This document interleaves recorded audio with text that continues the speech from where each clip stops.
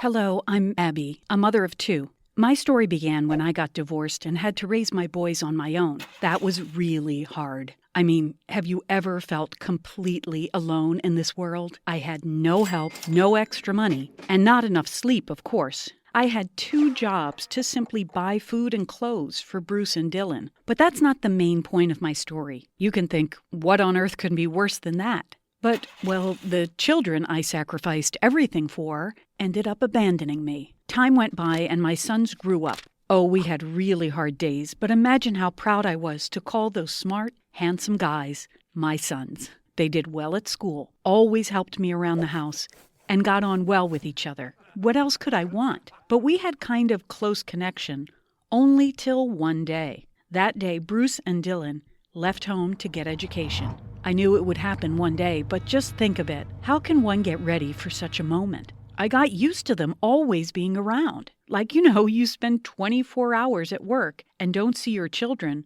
but that's enough to know they are still not far from you. I don't think both of my sons understood how much I missed them. They started sort of brand new lives. They lived in a new city and met new friends. I felt really lonely. Do you know that feeling when you hold your phone close all day, not to miss some important call? I was that person who was always waiting for one.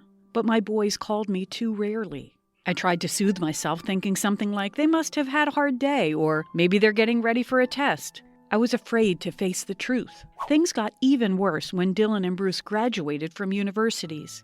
They had always been smart, and I knew they would build up fantastic careers, but that was too much. Would you approve of your children always moving from one big city to another? We didn't see each other for a long time. Sometimes I got postcards for my birthday.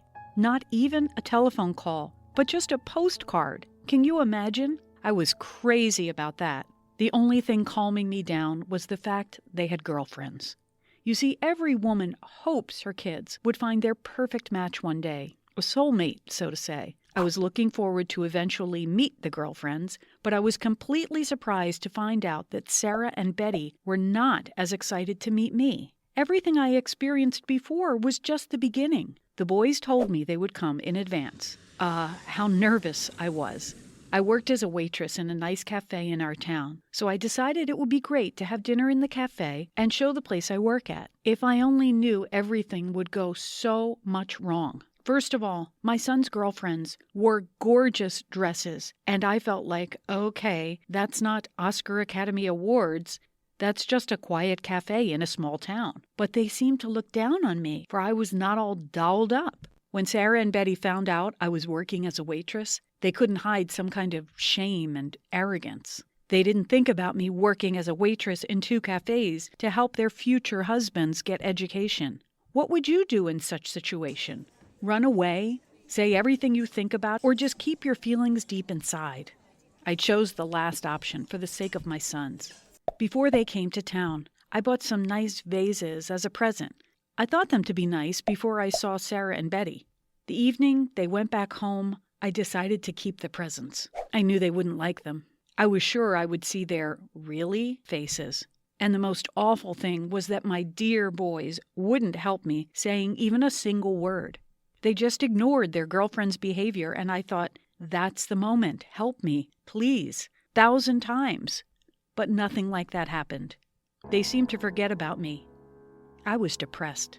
I felt it was my fault they were ashamed of me. But I could do nothing with it. I didn't want to call Bruce and Dylan after their visit. They didn't call either. I don't know if it was because of stress and depression, but I fell ill. I spent 2 weeks in a local hospital having nosebleed and low blood pressure. You may be interested if I told my sons about it. I didn't. I mean, what could it change? It was Christmas when I came back from the hospital. I still had one day to get ready for my little lonesome celebration. I was surprised to hear someone knocking at the door in the evening. I didn't wait for any guests. I just cried when I opened the door. My little big twins were standing there, and I was happy to see them. They hugged me for what felt like a lifetime of joy and tenderness. They looked at me in the eyes and said it was about time they paid me a surprise visit. I hugged them tight again, and tears were running down my cheeks when I told them about how much I feared to die without seeing them again and hugging them like this. They were so sad to hear about my 2 weeks in the hospital. They felt horrible for not being there with me, but I told them it's fine. They kept kissing my cheeks like they're compensating me for the old times they weren't there with me. I then asked about their girlfriends and was shocked to hear they've broken up with them. My sons told me they realized they don't want to marry someone who looks down on their mom and their past. You are more important, Mom. We need to be with someone who appreciates you and us. Can you imagine how I felt at that moment? It seemed to me they brought me back to life by their words, especially when I heard them saying this. Mom, dear, we're really sorry for everything we've done wrong. We are embarrassed of ourselves for not being there for you. After all you've done for us, we do love you, Mom. We promise that we will change. If something ever happens to you, we'll be there to help. Be sure, we promise.